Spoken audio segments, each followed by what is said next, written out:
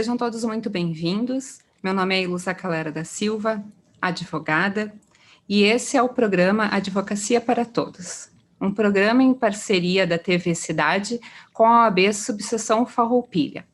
Vocês podem nos acompanhar através do canal do YouTube, do canal 14 da NET, do Facebook e do aplicativo. Hoje vamos conversar com uma advogada, especialista em direito previdenciário, escritora e professora, sobre segurado especial, empregado rural e empresário rural. Então, seja muito bem-vinda, doutora Jane Lúcia Berwanger, ao nosso programa e, mais uma vez, à nossa cidade. Muito obrigada, doutora Ilúcia. É sempre um prazer falar com você e com toda a comunidade. Doutora Jane, para a gente começar, o que seriam essas três categorias? O segurado especial, empregado rural e o empresário rural? Bom, no meio rural, nós temos vários tipos de segurados da Previdência Social. Nós temos, primeiro, podemos separar assim, os trabalhadores rurais e os não trabalhadores rurais. São trabalhadores rurais, e isso está na legislação, tanto o empregado como o diarista, a boia fria, que tem mais em algumas regiões do país, menos em outras, e o que chama-se de segurado especial. Nós poderíamos dizer que, basicamente, segurado especial, e a região toda é uma região de uma agricultura familiar muito desenvolvida, poderíamos dizer que são os agricultores familiares. Então, nós teríamos os agricultores que trabalham ali com a sua família, que vendem produção, que tem bloco de produtor, enfim.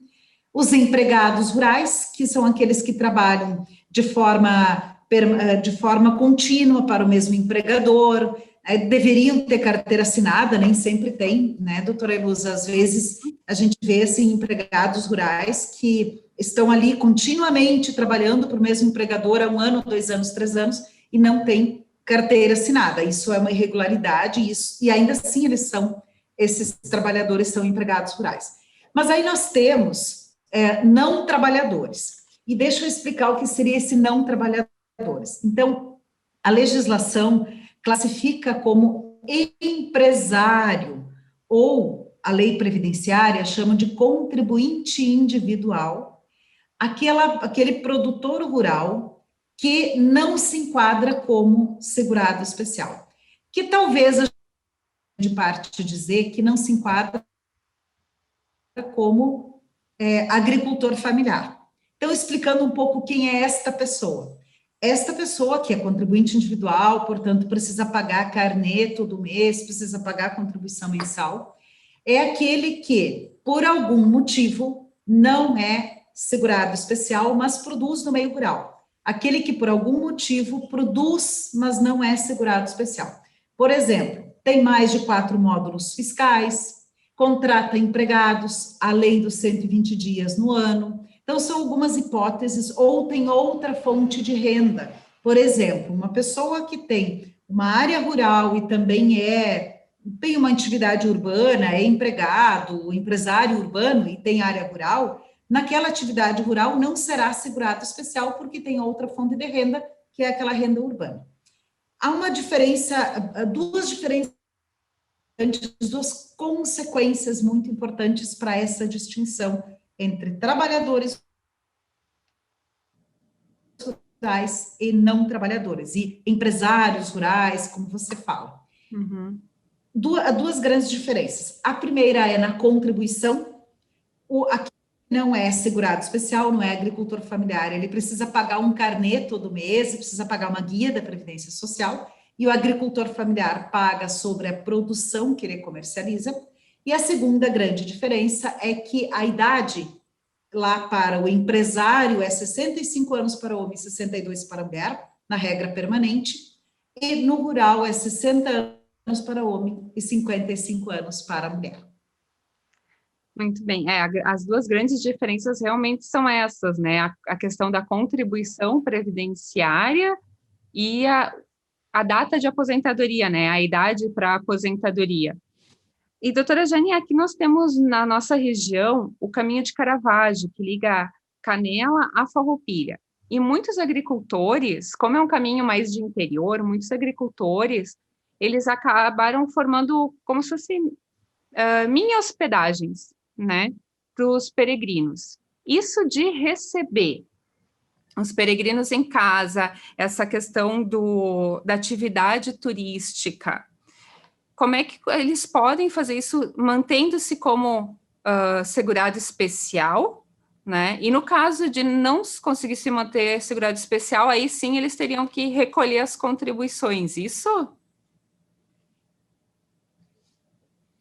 Bom, tem duas situações. Tem uma situação em que eles fazem isso na pessoa física e outra situação na pessoa jurídica. Na pessoa física, vamos imaginar uma situação assim: uma família que tem ali, ofereça um café, a própria família produz uma boa parte dos produtos e ela vende o café, é produção agrícola, ainda que semi-industrializada. A outra situação é quando constitui uma pessoa jurídica. Quando mesmo o fato de constituir pessoa jurídica não exclui da condição de segurado especial, e ali tem, doutora Ilusa, várias condições para esta não exclusão. A primeira condição para não exclusão é que essa empresa seja composta apenas de segurados especiais, apenas de agricultores familiares, não pode ter, por exemplo, um investidor urbano nessa empresa. A segunda condição, essa empresa deve ser sediada no mesmo município em que a pessoa desempenha atividade rural, ou no máximo no município vizinho. A terceira condição, e talvez a mais importante, é que continuar exercendo atividade rural. O exercício da atividade rural, ele tem que ser fundamental. Além disso, o faturamento anual dessa empresa não pode ser superior a R$360 mil, que é o limite da microempresa. A lei se reporta à microempresa. Nesta hipótese, se o sócio-gerente dessa empresa retira a prolabore da empresa, ele tem que contribuir sobre esse valor, mas paralelamente ele mantém a condição de segurado especial. Qual é a vantagem disso? A vantagem é que ele continua com a idade reduzida. E a família dele, no caso ele... Só concluindo a frase, então ele continua com a idade reduzida, continua podendo... A gente teve um delayzinho aqui pequeno, né? Isso, não, tá, agora compreendi. Vamos lá, a família, né? Como é que fica a família dele? Pode ser que alguém da família dele seja sócio dessa mesma empresa, e aí ele vai entrar na mesma condição. Pode ser que essa família tenha a sua atividade rural independente. Vamos imaginar uma outra situação, assim, só o homem trabalha lá numa cantina de vinho, só o homem trabalha na pousada, os demais membros continuam trabalhando na atividade rural normalmente. Então, uma coisa não afeta a outra. A atividade rural dos demais, ela não é afetada pela atividade não rural, ou parcialmente não rural daquela pessoa. Mas tem mais uma condição que é comum para todos os casos, que no caso de hospedagem, há um limite de dias no ano. Dias. Esse foi o limite colocado na lei, e esse limite tem um motivo. A ideia é que a pessoa, 2/3 do tempo, exerça atividade rural, e no máximo 1/3 do tempo exerça outra atividade. Então, essa limitação que se coloca. Certo. Isso está sendo bem comum aqui na região, a parte do o turismo, né, no interior, a atividade turística no interior está sendo muito explorada, né, e tem que tomar alguns cuidados para não, ou se desqualifica ali como segurado especial, então que verta a contribuição corretamente, né, no código correto, tudo para não perder ali a data de idade de aposentadoria, né, ou até mesmo um outro tipo de benefício, né, que pode vir a causar algum prejuízo por não ter sido feito adequadamente antes, né. Ainda nesse ponto, doutora Eluz, até para complementar essa questão da contribuição interessante, existe uma possibilidade de o segurado especial recolher contribuições, independentemente da agroindústria, de nada. A pessoa lá colhe uva, ponto, não faz mais, não industrializa, não faz suco, não faz vinho, nada. Só colhe uva. Ela pode recolher contribuições facultativas como segurado especial. Mas digamos que por algum motivo ela seja descaracterizada dessa condição depois, é possível fazer o aproveitamento dessas contribuições. Então, quando a pessoa fica na dúvida, ela poderia recolher dessa forma para estar pagando e quando chegar lá na época da aposentadoria não ter esse problema. E esse pagamento, essa contribuição, ela inclusive pode ser sobre valor superior ao salário mínimo. Que aí, nesse caso, poderia ser feito um planejamento previdenciário, como está sendo bem comum acontecer, planejamento previdenciário para o urbano, né? Exatamente. Até eu vou dar uma palestra agora, daqui a alguns dias, num evento da OAB, do Rio Grande do Sul, sobre o planejamento previdenciário do trabalhador rural. E é engraçado falar isso, assim, só o tema da palestra já chama atenção, porque para a maioria, assim, como assim? É tudo salário mínimo? Não necessariamente.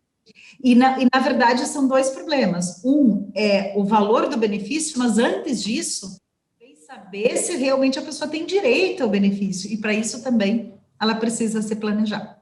Exatamente, para manter, né, essa qualidade de segurado especial durante todo o tempo necessário. E até mesmo um acompanhamento, se ainda se enquadra ou se teria que fazer essa contribuição.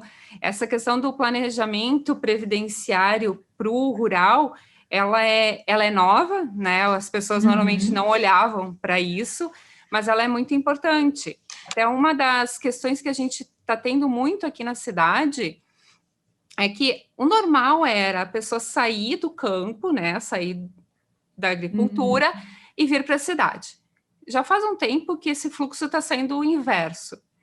Com a questão da pandemia, de emissões, a gente está vendo esse fluxo aumentar, as pessoas retornarem para a terra que era que ainda é da família, né, e voltarem a ser agricultores. E aí, nesse caso, entraria também o planejamento para aproveitar esses salários maiores do urbano, né, e enfim, todas as outras questões que envolvem, né? Na medida em que começa a ter um fluxo de vai e vem um pouco maior, né?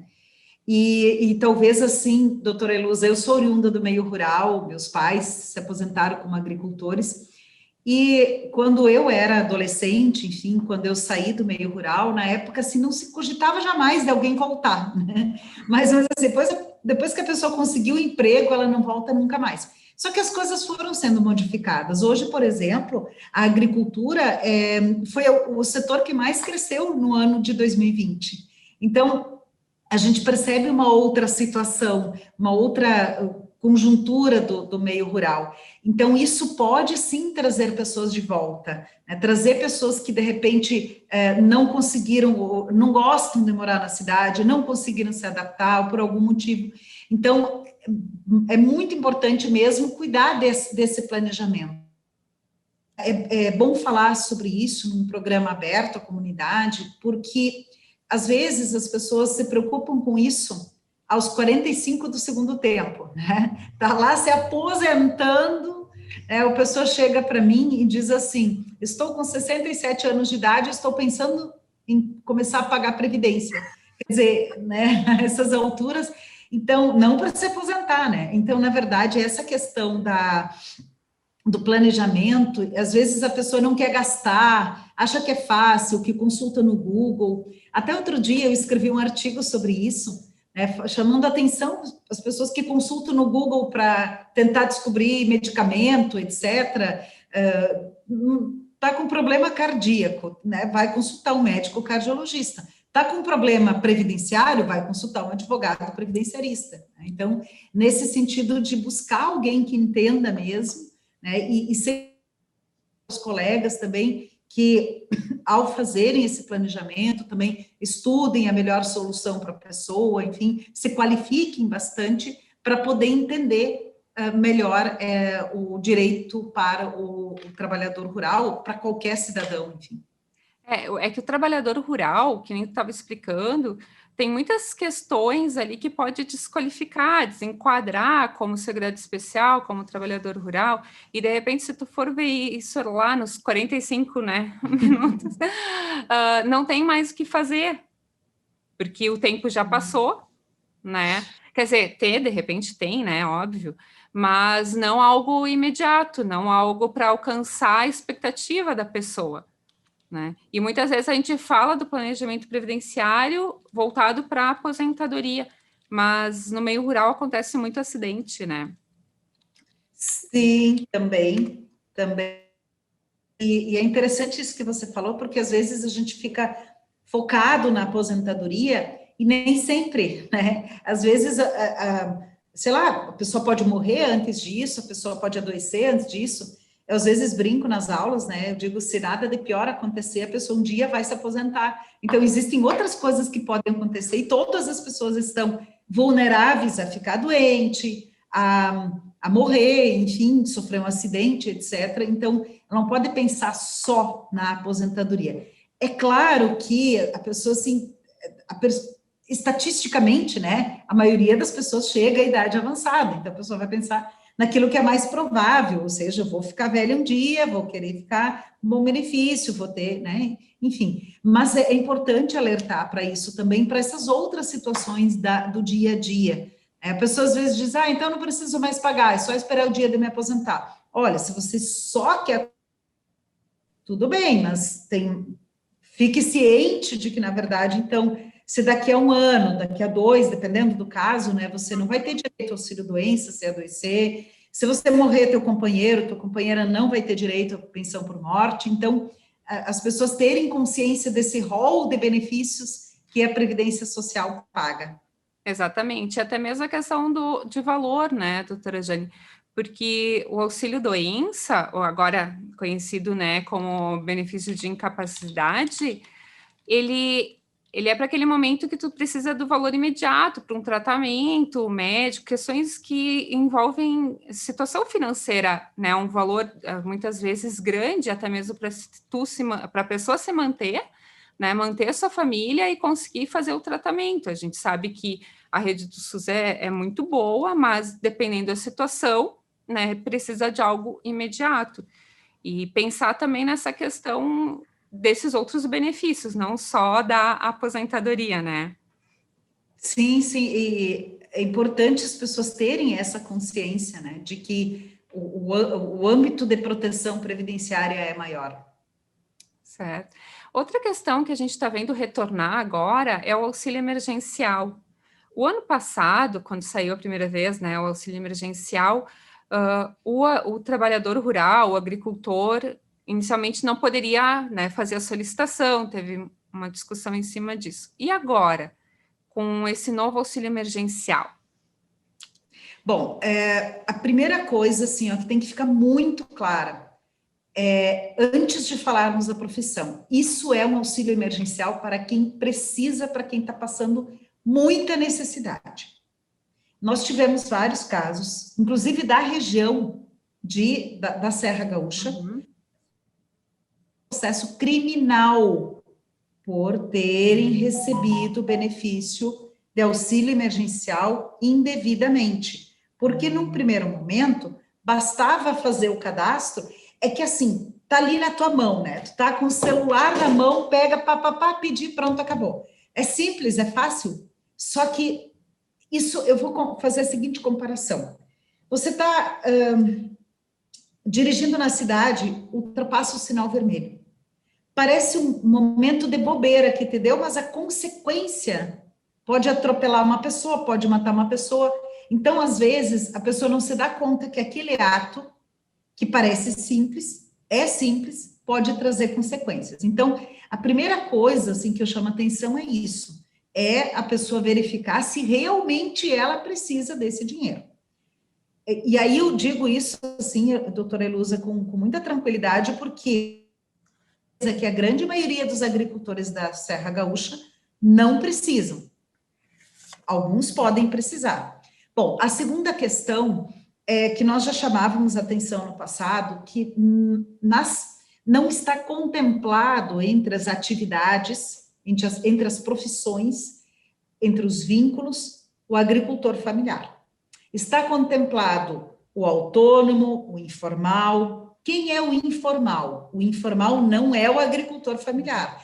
É o diarista, é aquele que trabalha um dia aqui, um dia lá, que não tem carteira, que não tem formalidade. Isso é o informal. Não vamos confundir as coisas. O que pode acontecer?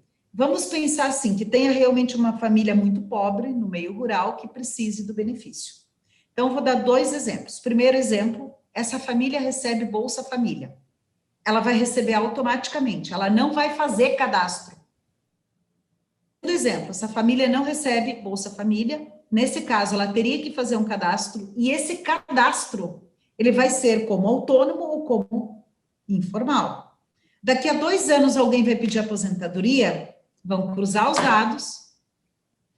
Não vão cruzar, já estão cruzando.